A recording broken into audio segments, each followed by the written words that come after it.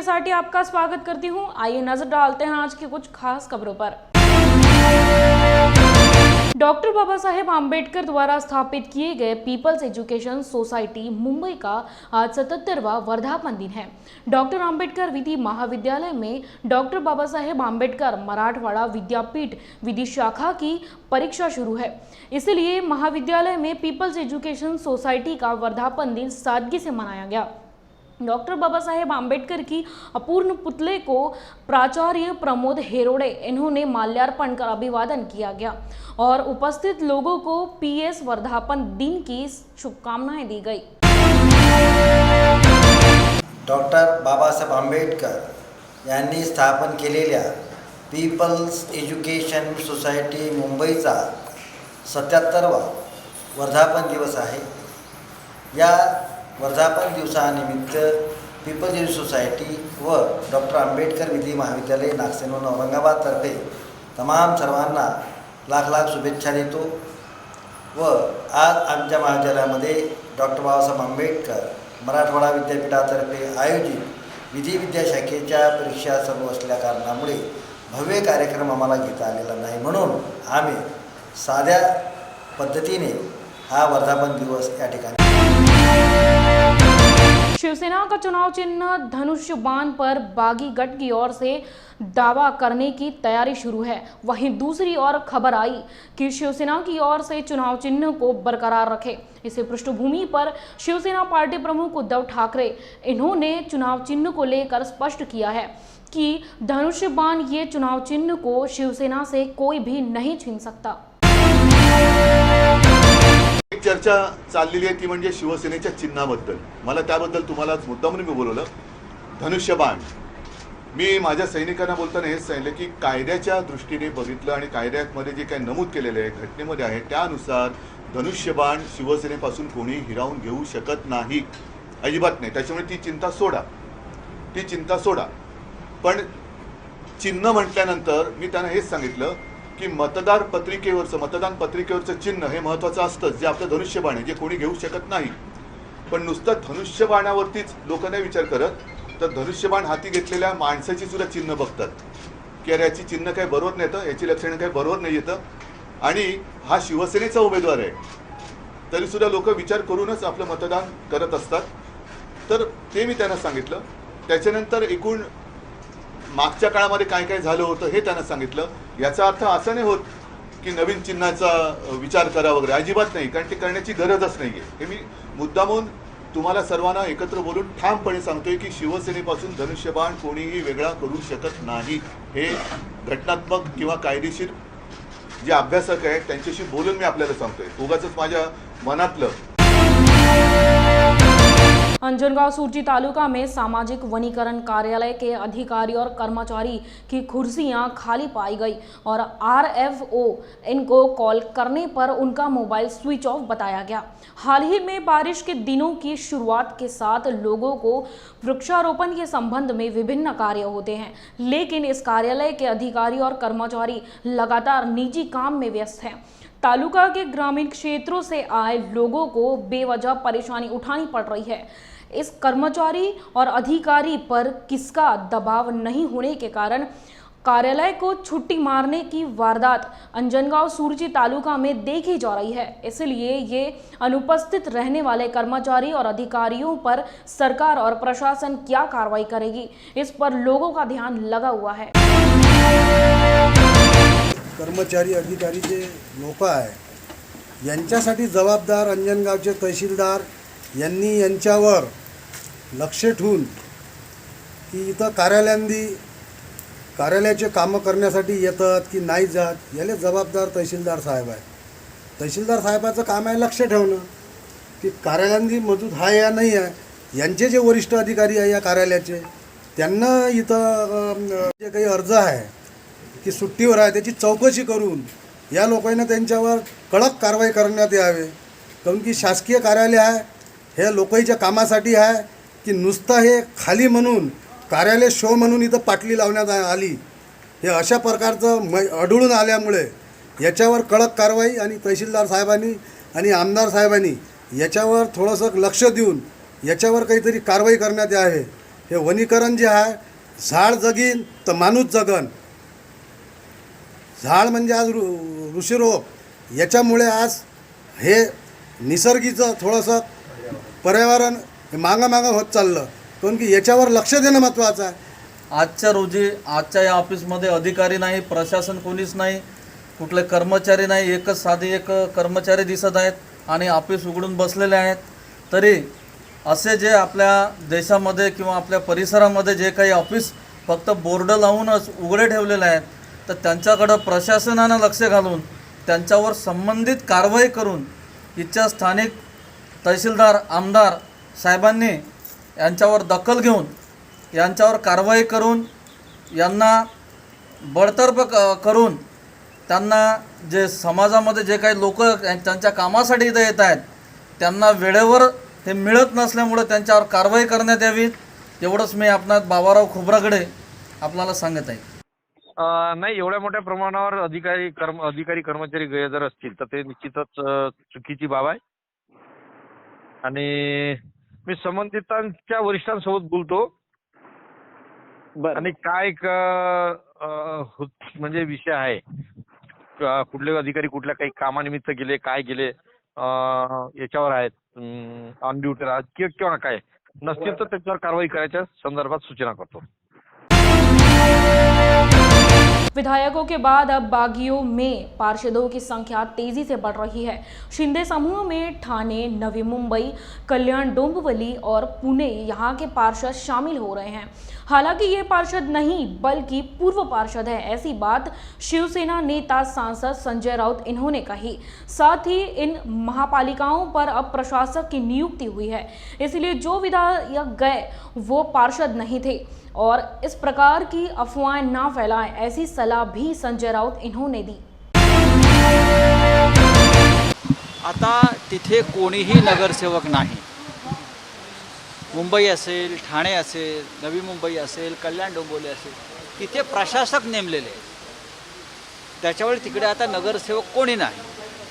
हां बाबा, इकडून 20 लोक गेले, तिथून 22 लोक गेले, हे आकडे असू शकतात, पण नगरसेवक गेले असं कोण म्हणत असेल तर ते चुकीचं आहे. त्यांना परत आता निवडणुकीत निवडून यावं लागेल, मग ते नगरसेवक होतील. आणि या तिन्ही भागामध्ये शिवसेनेचेच नगरसेवक निवडून येतील. हे कदाचित माजी नगरसेवक असतील, कारण तिन्ही महानगरपालिकेची मुदत संपल्यामुळे तिकडे प्रशासक आहेत, पण नगरसेवक कसे असू शकतात. चुकीची माहिती देऊ नका, अफवा पसरवू नका. सरकार बदललं असलं तरी अजून अफवेला राजमान्यता मिळालेली नाही.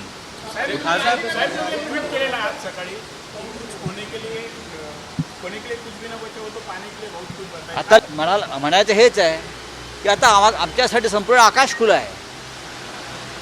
आता जे आम्ही गरुड झेप घेऊ, आता जे आमची झेप घेऊ वाघाची, त्यातून अख्खा महाराष्ट्र हा आमच्या पकडीत येईल. अशा प्रकारचं वातावरण महाराष्ट्रात निर्माण झालेलं आहे. लोक शिवसेनेच्या मागे, उद्धव ठाकरे यांच्या मागे एका चिडीतून उभे राहिले आहेत. भावना तर आहेत, पण चिडीतून, अरे महाराष्ट्रात ते कसं घडू शकतं, मातोश्रीच्या पाठीमध्ये अशा प्रकारे कसा खंजीर खुपसला जाऊ शकतो, बाळासाहेब ठाकरे यांच्या चिरंजीवाच्या संदर्भात अशी दगाबाजी कशी होऊ शकते.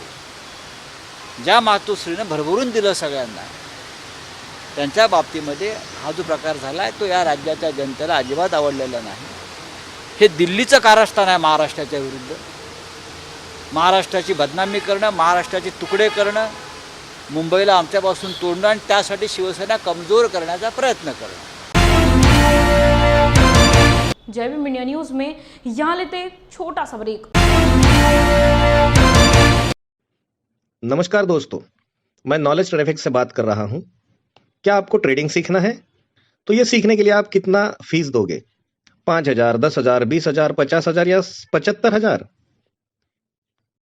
ऐसे बहुत सारे लोग अलग अलग तरह की फीस लेके आपको खाली सिखाते हैं और बाद में फोन भी नहीं उठाते, राइट? यहाँ नॉलेज ट्रेड एफएक्स आपको सिखाने वाला है, उसके साथ साथ आपके साथ पूरा ट्रेडिंग का जर्नी आपको दिखाने भी वाला है। तो देखते हैं नॉलेज ट्रेड एफएक्स से आपको क्या मिलने वाला है। यहाँ पे आपको $200 का फीस देना है। वो फीस में आपको सबसे पहली चीज मिलेगी जो है आपको बेसिक ट्रेडिंग का ट्रेनिंग। उसके साथ दूसरी चीज मिलेगी एडवांस ट्रेनिंग, जिसमें ग्राफ्स कैसे पढ़ने हैं, कैंडल्स कैसे पढ़ने हैं, इंडिकेटर्स कैसे लगाने हैं, इवन दो सिग्नल्स कैसे जनरेट करने हैं, ये भी सिखाया जाएगा, जिसके लिए लोग बाहर 20,000 से 75,000 तक का फीस चार्ज करते हैं। ये भी आपको ओनली $200 में यहाँ पे मिलने वाला है। इसके बाद तीसरी जो चीज मिलने वाली है आपको, वो है सिग्नल्स। ये सिग्नल्स की एक्यूरेसी 70 से लेके 90-95% तक है। ये भी सिग्नल्स आपको फ्री में मिलेंगे, जिसके लिए बाहर चार्ज किया जाता है 5,000 से 20,000 तक महीने का, राइट। इससे भी सबसे बेहतरीन चीज क्या है दोस्तों पता है? नॉलेज ट्रेड एफएक्स यही $200 आपको वापस आपके ट्रेडिंग अकाउंट में देने वाला है, जिसके थ्रू आप ट्रेडिंग करके प्रॉफिट भी जनरेट कर सकते हो। तो हुआ ना ये अकाउंट फ्री, ये ट्रेनिंग फ्री, क्योंकि $200 तो आपको वापस ट्रेडिंग अकाउंट में मिल गए। नॉट ओनली दिस, तो इसके साथ जो सपोर्ट मिलने वाला है ना दोस्तों, ये $200 जब तक आपके अकाउंट में है तब तक लाइफ टाइम यहाँ पे आपको सपोर्ट मिलने वाला है। वो टेलीफोनिक रहेगा, वो इंटरनेट पे रहेगा, जूम पे रहेगा, और आपको फिजिकली सपोर्ट भी मिल रहा है। तो दोस्तों नॉलेज ट्रेड एफएक्स से इतनी सारी चीजें आपको मिल रही है, आप तो खुद करो ही करो, लेकिन अगर आपको नहीं करना है तो ये वीडियो अपने दोस्तों में भेजो, और जो नंबर नीचे दिया गया है ये नॉलेज ट्रेड एफएक्स का नंबर है, आप इस पे कांटेक्ट करो और अपना ट्रेडिंग खुद करना सीखो। इसके साथ नीचे दिया गया नंबर ये नॉलेज ट्रेड एफएक्स का नंबर है, तो आप इस पे कांटेक्ट कर सकते हो। So wish you all a happy trading end have a successful trading. Thank you very much. क्या हुआ बहू? माँ, पाइल्स की बहुत तकलीफ हो रही है। तो तुम गुदरोग सर्जन के पास क्यों नहीं गई? देखो, जैसे हार्ट के लिए हार्ट स्पेशलिस्ट, ब्रेन के लिए ब्रेन स्पेशलिस्ट, तो पाइल्स के लिए पाइल स्पेशलिस्ट क्यों नहीं? स्त्री हो या पुरुष, टॉयलेट में तकलीफ केवल पाइल्स ही नहीं, और भी कई प्रकार के गुदरोग तथा कैंसर भी हो सकता है। इसीलिए इसकी प्रत्यक्ष जांच जरूरी है। ठीक है माँ, पर जांच के लिए हम जाएंगे कहाँ? वही काले आयुर्वेदिक पाइल्स हॉस्पिटल में। लेकिन माँ, प्रेगनेंसी में पाइल्स की दवाइयाँ? प्रेगनेंसी में आयुर्वेदिक दवाइयाँ सुरक्षित होती है। जनहित में जारी काले आयुर्वेदिक पाइल्स हॉस्पिटल, औषधि चिकित्सा तथा सर्जरी ट्रीटमेंट उपलब्ध। हमारा पता उमरेड रोड, दिघौरी बस स्टॉप के पास, नागपुर। अधिक जानकारी के लिए वेबसाइट पर जाएं kalepailshospital.com।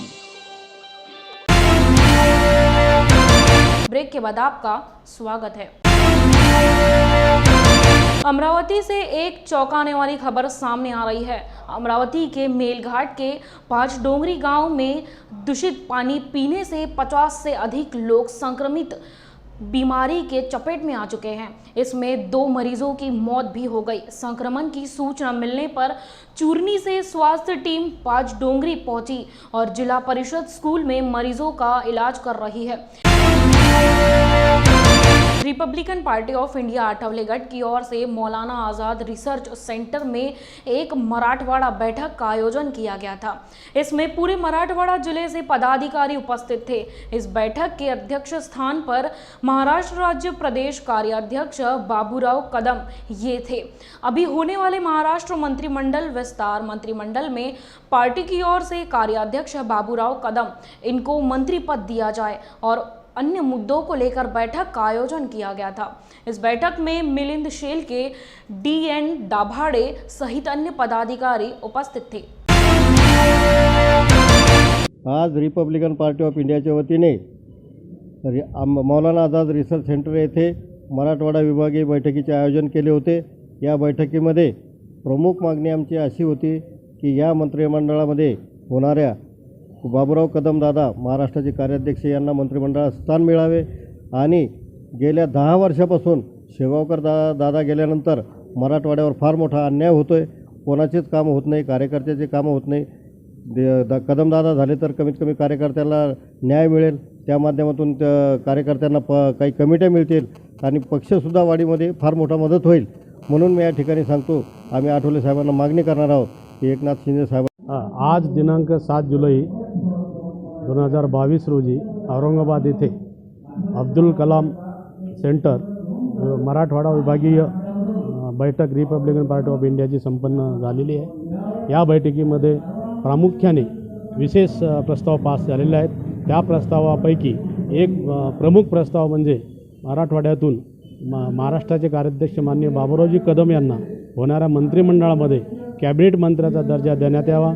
आमची युती रिपब्लिकन पक्षाची युती आठवले साहेबांची BJP सोबत असल्यामुळे गेल्या 5-10 वर्षापासून मराठवाड्याला एकही मंत्रिपद आणि कुठलीही कमिटी मिळाली नाही, तरी आम्ही आज सगळ्या मराठवाड्याचे पदाधिकारी, जिल्ह्याचे पदाधिकारी, युवक पदाधिकारी, महिला आघाडी यांची सर्वस्व बैठक घेऊन अशी प्रस्ताव देण्यात आला की आठवले साहेबांना आम्ही लवकरच बाबूराव कदम यांना महाराष्ट्राच्या मंत्रिमंडळामध्ये समाविष्ट करावे अशी मागणी करणार आहोत। मी जिल्हा कार्याध्यक्ष बाळकृष्ण इंगळे, औरंगाबाद।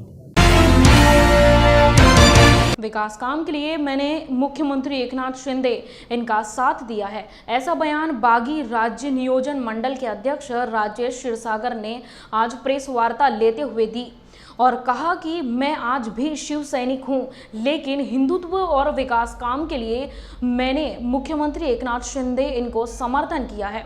अगर एकनाथ शिंदे द्वारा भविष्य में जिम्मेदारी दी गई तो मैं खुशी से काम करूंगा।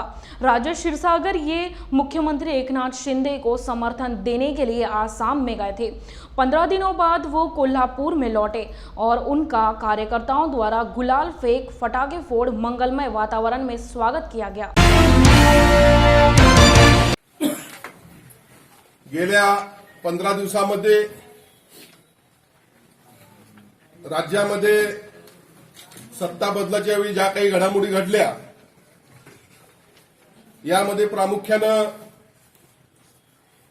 प्रथमदर्शनी आमच्याविषयी गैरसमज पसरवण्याचा प्रयत्न झाला होता, पण मला खात्री आहे की विश्वासदर्शक ठराव पास करत असताना राज्याचे सन्माननीय मुख्यमंत्री एकनाथजी शिंदे साहेब आणि त्याचबरोबर आमचे मंत्रिमंडळातील, त्याचबरोबर विधानसभेतील सहकारी सर्व यांनी जे काही त्या ठिकाणची त्यांची भाषणं पाहिल्यानंतर महाराष्ट्रातील तमाम शिवसैनिकांमध्ये जो काही गैरसमज झाला होता तो दूर झाला असं म्हणलं तर चुकीचं ठरणार नाही। मी स्वतः सन्माननीय एकनाथजी शिंदे साहेबांच्या गटामध्ये सामील होऊन त्यांना पाठिंबा दिला आणि खऱ्या अर्थानं ही कोणती बंडखोरी नाही, तर निवडणूक आयोगाच्या नियमाप्रमाणे ज्यावेळी 2/3 लोकप्रतिनिधी वेगळे होतात आणि त्यांना आपली स्वतःची वेगळी भूमिका मांडायची असती, त्यावेळी तो त्यांना कायद्यानं दिलेला हक्क आहे आणि त्यामुळे कोणती बंडखोरी, कोणतीही गद्दारी याला आपण म्हणू शकत नाही। खऱ्या अर्थानं मला शिवसेनेच्या नेतृत्वाला प्रश्न करायचा आहे की दर 10 ते 15 वर्षांनी असा शिवसेनेमध्ये का प्रसंग निर्माण होतो। 1992 साली छगन भुजबळ गेले, त्यांच्याबरोबर जवळपास 18 आमदार गेले, नारायण राणे गेले, त्यांच्यावर अनेक आमदार गेले, आज तर 40 आमदार तब्बल 55 पैकी जात आहेत। खऱ्या अर्थानं नेतृत्वाला आज याचा विचार करण्याची वेळ आलेली आहे। संजय राउत ये नासिक के दौरे पर होते हुए उन्होंने पत्रकारों के साथ बात की और उन्होंने कहा कि नासिक ये शिवसेना का अहम केंद्र है। सत्ता परिवर्तन की एक ही वजह है शिवसेना। बीजेपी शिवसेना पार्टी को तोड़ना नहीं चाहती है बल्कि खत्म करना चाहती है। यही बीजेपी का साजिश होने का गंभीर आरोप संजय राउत इन्होंने लगाया। साथ ही उन्होंने कहा कि शिवसेना को तोड़ने के लिए उनको शिवसैनिक की ही जरूरत होगी। त्यांच्या माध्यमातून ते बोलतायत, ते बोलू द्या। आम्ही शिवसेनेसाठी काय केलं आणि काय करतो हे महाराष्ट्र जाणतो। भारतीय जनता पक्षाला शिवसेना फोडायची नाही तर शिवसेना संपवायची आहे। जोपर्यंत शिवसेना संपत नाही तोपर्यंत त्यांना महाराष्ट्राचे जे 3 तुकडे करण्याचं स्वप्न आहे ते पूर्ण होणार नाही। जोपर्यंत शिवसेना संपवली जात नाही तोपर्यंत मुंबई त्यांना स्वतंत्र करायची आहे, ते करता येणार नाही। म्हणून शिवसेना कमजोर नाही तर संपवायची आणि हे जे महाराष्ट्राचे मुंबईचे तुकडे करण्याचे जे स्वप्न आहे ते पूर्ण करण्याचे त्यांचे धोरण आहे। आता हे 40 लोक जे आहे स्वतःला मराठी अभिमानी, हिंदू अभिमानी म्हणतात, त्यांनी त्यांची भूमिका जाहीर केली, स्पष्ट केली पाहिजे। आज के लिए बस इतना ही। आप देखते रहिए जय भीम इंडिया न्यूज।